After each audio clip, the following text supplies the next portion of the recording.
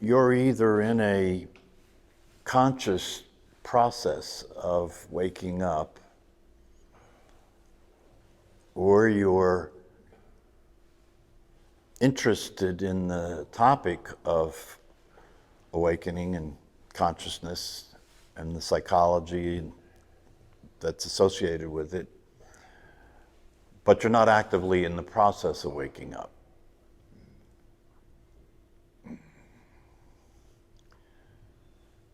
So I'd be interested in hearing from some of you in terms of, you've been coming here for a while, and obviously there's something has been going on with you since you've been coming here. Your understanding should have deepened. You should be more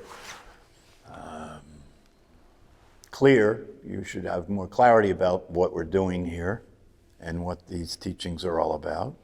Some understanding of it all. But it's very important for you to look and see, has your understanding of these teachings and practices resulted in your appreciating the value? Has your understanding of these teachings and practices result in your understanding the value enough to recognize that it doesn't make any sense not to be committed to awakening? It just doesn't make any sense. If you really understand, what these teachings and practices are all about. It's anybody who is aware of some degree of dysfunction in your life, and that, if people are going to be totally honest, that would include almost everybody. Some degree of dysfunction. What do I mean by that? I mean that your relationships really aren't what they could be. The way that you're interacting with your life and the way you're interacting with other people, especially people that are important to you, that you care about, that you're close to. Not that that shouldn't be the case for all of humanity, and it is for people who are awake. But in your life, are you content with the way your life is? Do you experience being alive as an interesting, exciting adventure, or is it a drag? Or is it a struggle? It's important at some point in your life, especially as you get older, to look and ask yourself, what's my understanding of this? What's my understanding of myself? What's my understanding of what's going on in the world? What's my understanding of reality? And what's the case? What is true about my happiness? Am I happy or not? Am I satisfied or not? Do I have the kind of peace that is possible or not?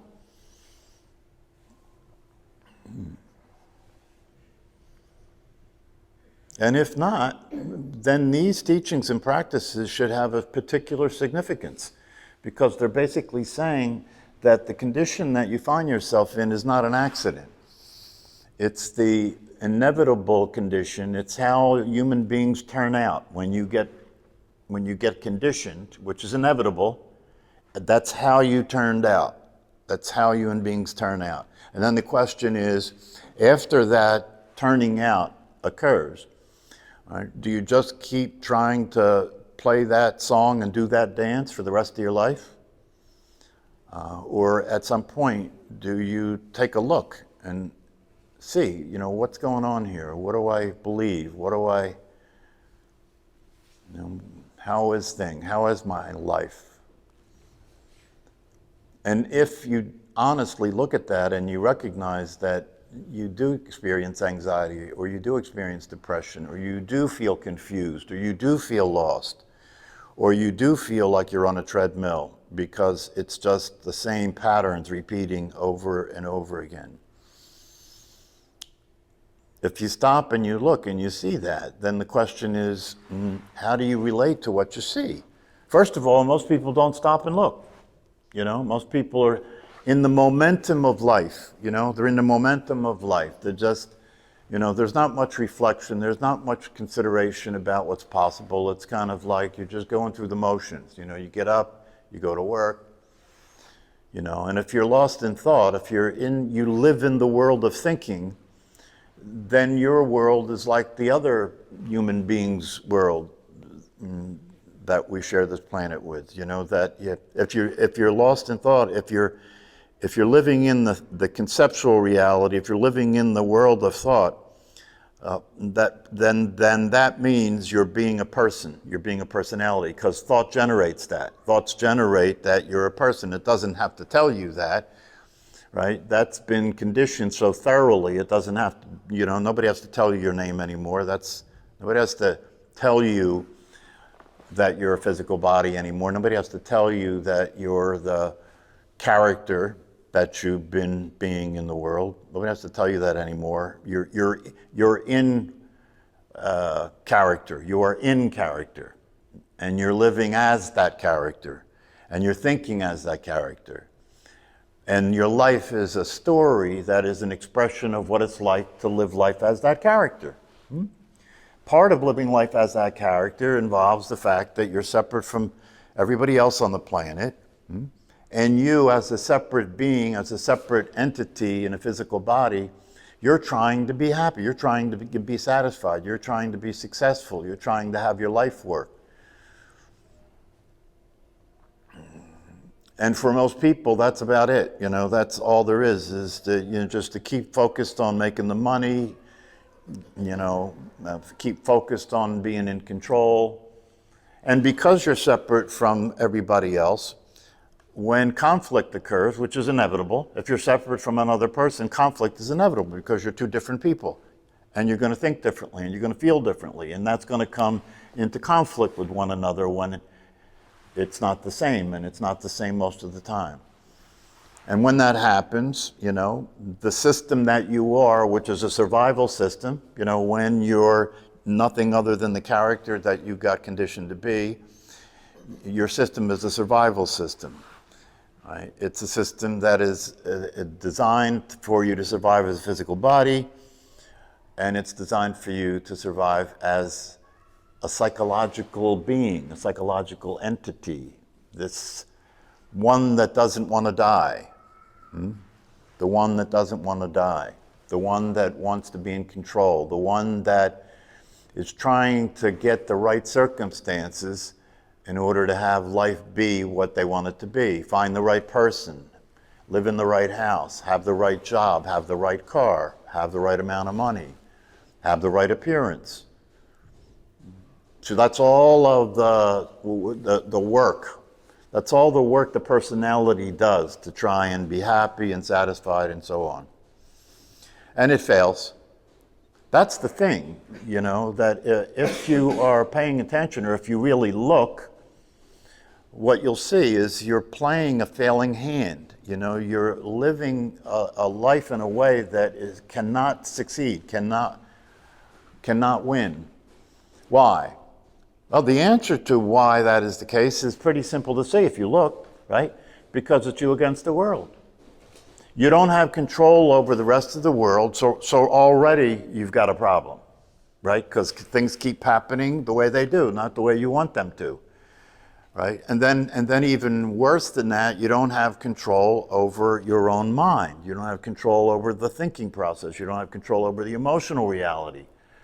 So there's no control of the world, and there's no control of this side of it either. Right? So then you're living in this constant state in which there's this concern, because on some level there is an awareness of the unworkability of this whole thing. That's why drugs are so popular, right? That's why diversions are so popular and distractions are so popular. That's why, being unconscious is so popular. That's a way that people live their life, is they're unconscious. Being unconscious is equal to living in a thought process. Because the thought process is where your consciousness is. Your consciousness isn't experiencing life. And what the teachers tell us and what the masters tell us is if you wake up and you realize what's really happening, instead of being in your head about it, instead of being asleep about it, you will then be introduced to the possibility of being excited for no reason. You will be introduced to the possibility of being happy and excited because you have now become aware of the experience of being aware. If you wake up, you become aware of the experience of being aware that's always been going on in the background, but you've been preoccupied. You've been in the thinking mode, right? And so the experience of being aware is the experience of awareness, and awareness has always been here, but it's been in the background because in the foreground, you were always actively involved in the thought process, actively involved in the activities of life to make money, actively involved in trying to avoid suffering and pain, and avoid being a victim of some of the other characters on this planet that are running around, right? So that's preoccupation. You're preoccupied with that all the time, right? So this business of meditation means to slow down, means to start to understand what it is like to be silent and to be still and to relax and to calm down, so that you can start to notice what the hell's going on. And it's possible, if this practice goes on consistently over time, to have this kenso, this experience that is spoken of in Zen, in Buddhism. But we don't have to talk about Zen or Buddhism. There's an experience that's possible for you as a human being in which you come out of the dark, you come out of the identification with yourself as the thinker of thoughts. You come out of that, you realize that you're not thinking any thoughts. If you hear this conceptually and you really apply it, what that means is you look and notice that it's true. I'm not thinking any thoughts. Thoughts are just happening. If I can pay attention to that, just that one thing, it'll open up a whole new realm of possibility. Because I can't experience anything and I can't take advantage of anything and I can't use wisdom except for what's available to me, and what's available to me is limited by my conditioning, and that's very limited. That's all you got to work with. But when you see things as they are, when you establish yourself as the awareness that you are, now that small, that limited reality that you are, that limited reality that the personality is, that limited reality of the database you have to function in the world, stops being limited. It now is seen from an awareness that has no end. It's now seen from an experience of yourself as the awareness that's the space in which this little personality occurs. But now your experience is wide open, and now your experience includes the experience of awareness. Before you wake up, there's no experience of awareness because you're busy being a physical body, you're busy being a character, right? Awareness is something that you think is your quality. Awareness is something you think is your quality, right? You are aware, right? And so that's the way it goes. The idea you have of who you are as a person comes first, and then there's awareness, that you're aware, right? Well, that's backwards, right? This is what Paul Hederman talks about in terms of putting the horse, behind the carriage, So you want to put the horse in front of the carriage. What that means is to have the awareness be first, because it is, and then you, the conditioned personality, is behind that. So this process is really a process of really flipping the script, right? What was in the background now comes forward. That's what happens. It comes forward, and now what has come forward is real, is you, was always the truth, was always you, but now it's no longer back here, now it's up here. And when it's up here, things get thrilling. Because when you experience awareness itself, when you experience what you are as awareness, right? That experience is thrilling. That experience is exciting. I mean, really, think about it, you know what I mean? Because the reality of it is, although we are attending to everything but that, right? When we start attending to that, what becomes possible is the discovery and the realization and the experience of a mystery. A mystery. Now watch, our conditioning is so strong, right? That the mystery of the reality of what you actually are, the mystery of it, because you don't know what you are, do you?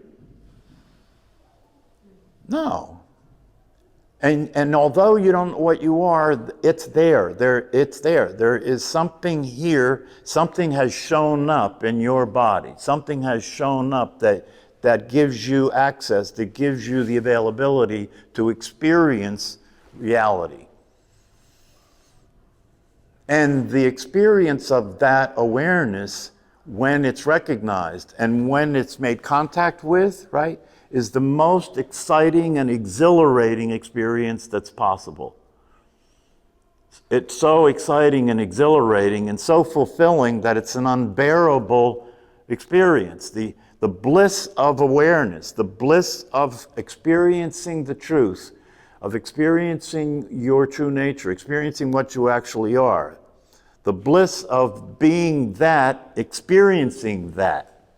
The bliss of being that, experiencing that, right, is pretty much overwhelming. It's so, you know, if you can imagine, and I'm not talking about being drunk, but if you can imagine being as high as you could possibly be, and the kind of high I'm talking about is kind of like LSD high, or, you know what I mean, it's not sedation, it's not, you know, it's not tranquilizer high, no. It's expansion high, right? It's energy flowing, full-blown flowing, right? If you could make contact with that experience, it would be the most fulfilling and exciting experience of your life. And then to have the recognition that that's always available. That's always available.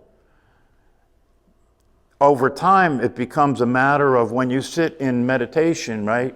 It's like you're allowing yourself to drop into and to rest as this experience, this fulfilled experience, this experience of excitement, this experience of awareness that is constantly here, never affected by anything that's happening, and at the same time, it's a mystery, we don't know what it is, and that mystery that you don't know what it is you.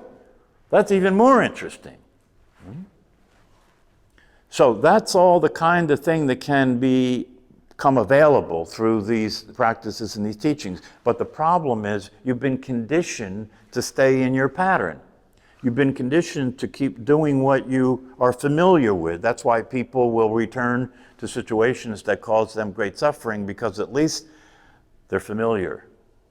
At least, you know, the word family comes from the word familiar, right? So even though you may be in an abusive relationship in your family, or there may be things going on in your family that are really dysfunctional, at least you're familiar with it all.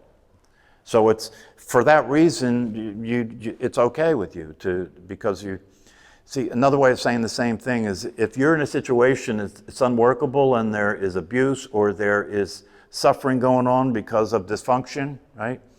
And it's a situation that you stay in, you keep being in, you know, whether it's a situation that involves relationships with other people, or even worse, a relationship with yourself that you keep being in that's creating constant suffering, right? If you're in a situation like that, and you continue to accept that and live your life that way, it might be because if you stopped living your life that way, you wouldn't know who you are. That's what I mean by familiarity, right? If you were taken out of a dysfunctional situation where there's abuse and suffering and put in a functional situation where there's no abuse and support, you'd be confused. Do you understand what I'm saying? You'd be confused. I don't know, something's wrong here. Nobody's treating me the way I'm used to being treated. Right? And then if you apply that to yourself, right? if you stop following the thought process that occurs in your head, in your mind, if you stop following that, you may have to deal with a period of confusion or a period of disorientation. For those of you who were attended to the last retreat, that was brought up, if any of you remember, right? Yeah, that if you're really doing this work the way it's meant to be done, right, you will at some point encounter an experience of disorientation, because I'm not who I thought I was anymore, but I'm not yet. I haven't yet crossed the bridge to be what I actually am. I'm kind of in the middle of this thing, right? And it's disorienting. You know, do I follow this thought? Do I not follow this thought? Do I express this emotion? Do I not express this emotion? What's right? What's wrong? What's good? What's bad? What's up? What's down? It really, you know, because now your conditioning is up for grabs, right? So disorientation is part of this process, and it's important to understand that. So when it happens, you don't get too upset about it. Or when you get confused, you don't get too upset about it. And one thing that you can get upset about, I mentioned this in one of the previous classes, is by paying attention to the condition you're in, right, with an awareness of what's possible, that should bother you. That should bother you enough to be willing to make 100% commitment to this process of waking up.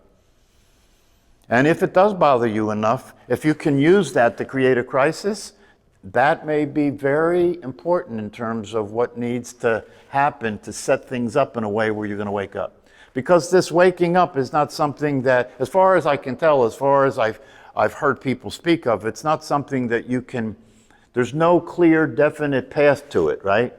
There's nothing, it's no ABC to it where, you know, you do X, Y, and Z and then you wake up. It ain't like that.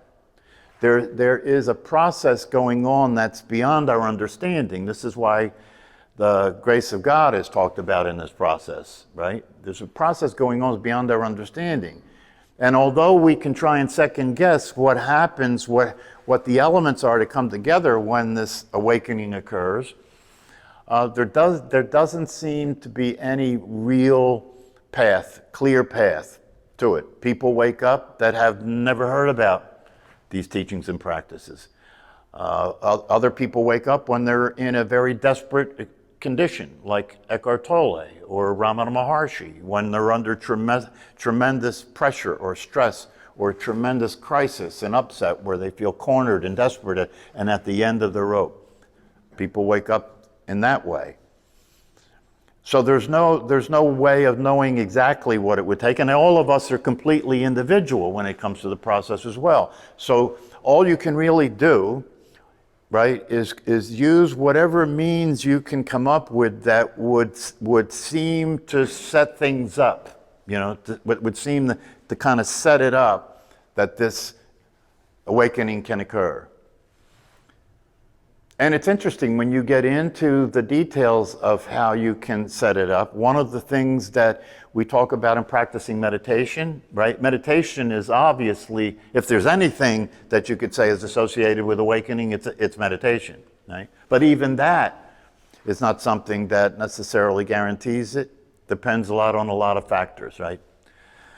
But if you are practicing meditation, and you are getting involved in paying attention and looking at how all this works, one of the things in meditation that we talk about that's a finer point is when you practice meditation, you ought to let go of any intention for anything to happen. You ought to let go of the idea that I'm meditating in order to wake up, or I'm meditating in order to feel better, or I'm meditating in, you know.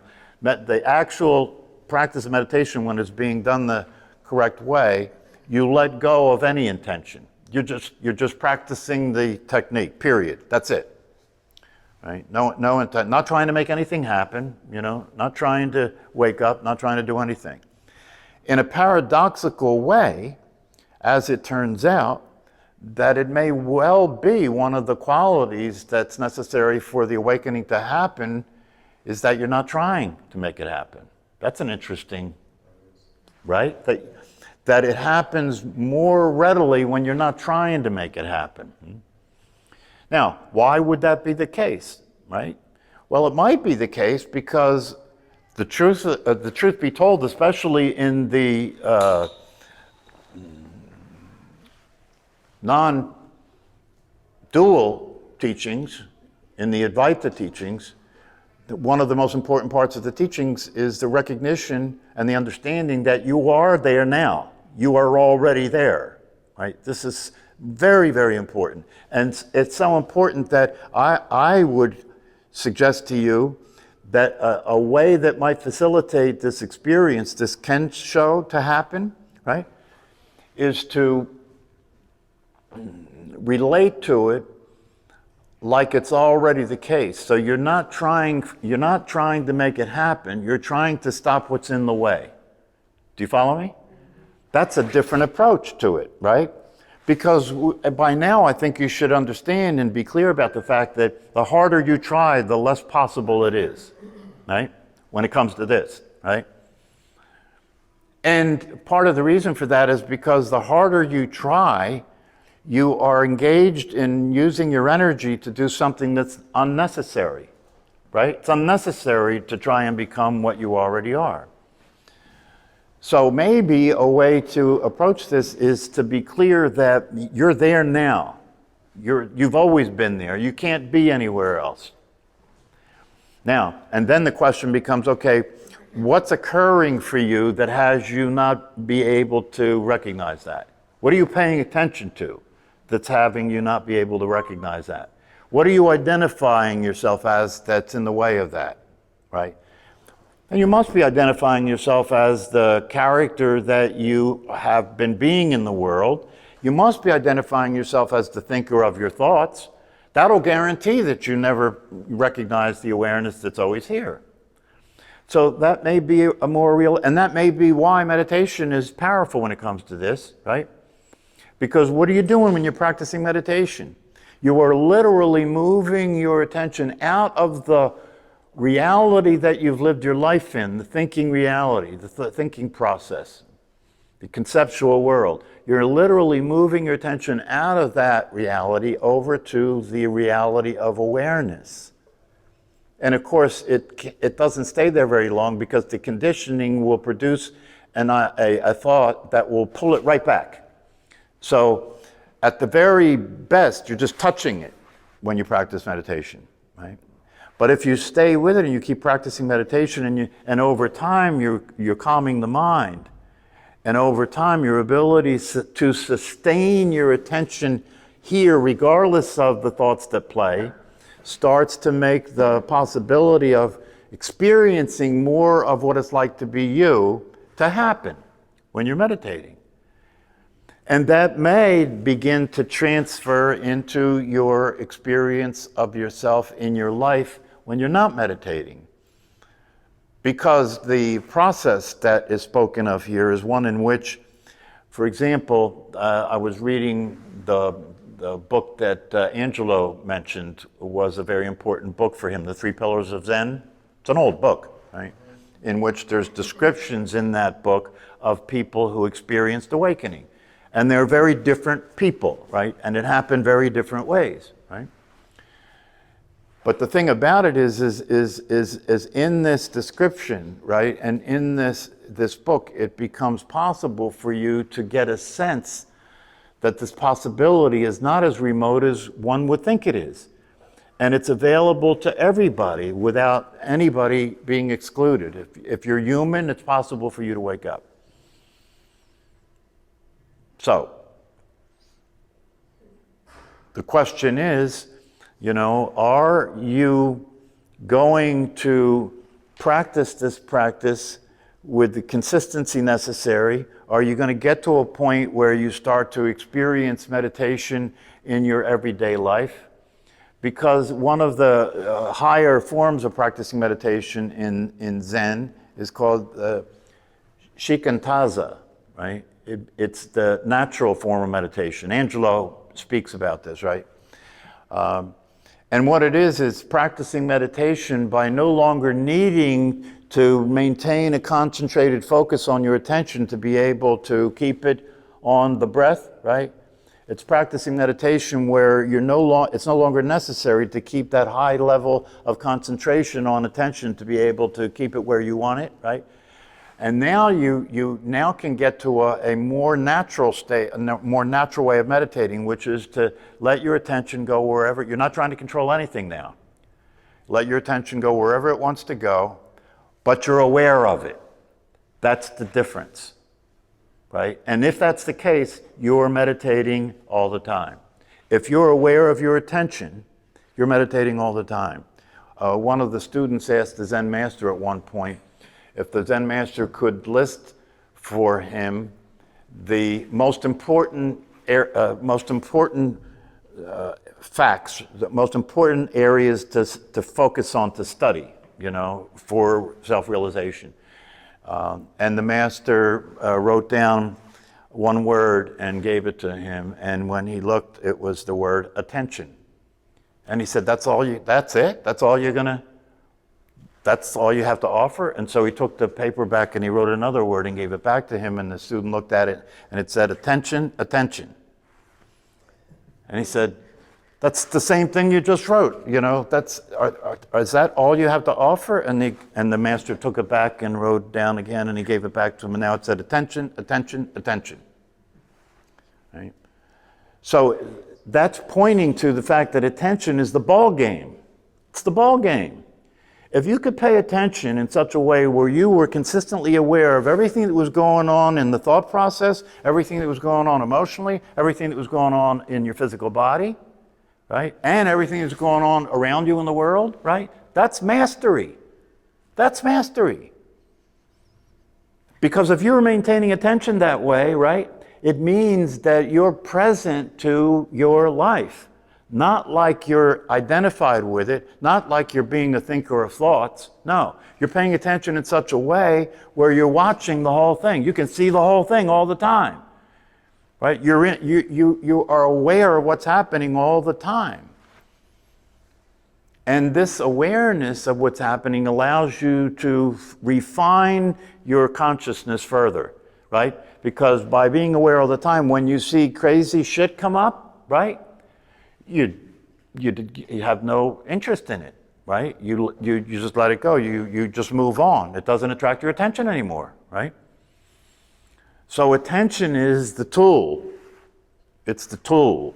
And if you practice meditation, the formal practice and then the informal practice, right? Eventually, and this is another way to talk about this awakening process, eventually whether or not you wake up doesn't even matter anymore. Doesn't even matter anymore. Of course, the likelihood of waking up when it doesn't matter goes up high, right? Yeah. Obviously here, how far could you go here if the only thing we did was practice meditation and there was no teaching? No. That's like I said, that's the commercial product called stress reduction. Yeah? It would be nice to learn to relax the body and, reduce stress and everything. But compared to what this has to offer, when you look into the teachings, and when you take the teachings on, and when you begin to apply the teachings to your life, so that you can see the possibility of your happiness is here, the possibility of having the relationships you want is present, the possibility of having your life work is available to you, not bad. And that comes through the teaching, doesn't it? Yeah, one of the teachings that we spoke about here that I reiterate pretty often is that you're not the thinker of your thoughts. The reason I repeat that is because I could tell you that 1,000,000 times and you'll fall right back into the trap. Before you get to your car, you'll be in the trap. Right? That's why in these teachings are not that deep and complicated, but the repetition is a very important part of it, to keep repeating. Keep repeating. You have to keep coming back and looking again and again and again, and catching yourself sleeping again and again and again.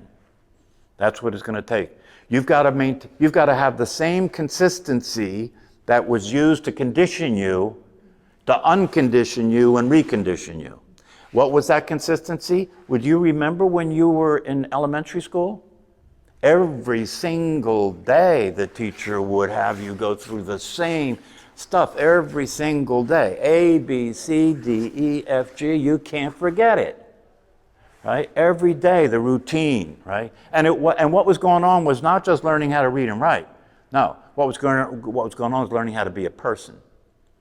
When you were in school, right, one of the reasons that kids go to school is to learn how to be social, right? To be with the other kids, to learn how to be social. Well, what does that mean? It means to be conditioned. Your socialization is conditioning. And it involved a repetition every single day, repeating every single day, until it was so ingrained, the conditioning was so thorough, right? It didn't require any more conditioning. It doesn't require any more attention. You don't need any more attention on remembering your name, do you? No, you don't need any more attention on even remembering you, and when I say you, I mean who you have it that you are, right? You have a version of who you are, don't you? Yeah. And you don't have to remember that anymore because it was presented to you with enough repetition that it became you. Became you. The puppet woke up. The puppet became real, right? Yeah, but it's a pretense, right? That's a pretense. It's how you learn to behave in order to be part of the society that we're in. It was, you didn't get any training and conditioning in elementary school about happiness, right? That wasn't on the menu. The education system is such an unbelievable failure, and the thing about it that makes it so unbelievable is nobody's even paying attention to what a failure it is. We live in a world right now, what we're paying most attention to is whose fault is all this, right? That's the world we're in right now. Whose fault is this, People can be murdered, bombs are dropping all over the place, right? But our attention is on, well, who's to blame? Who can we blame for this? Who can we punish for this, right? Let's get to that part. And that's part of the way we're conditioned as a society, right? We're a punitive society, we're a retribution society, and all you have to do to see that is look at the prison system. It's a punishment machine. It's a retribution machine. There is little concern at all for people who end up in prison as to whether or not they can change and be functional in society and be safe. There's no consideration for that at all. They call the prisons Department of Corrections, right, to make a good show.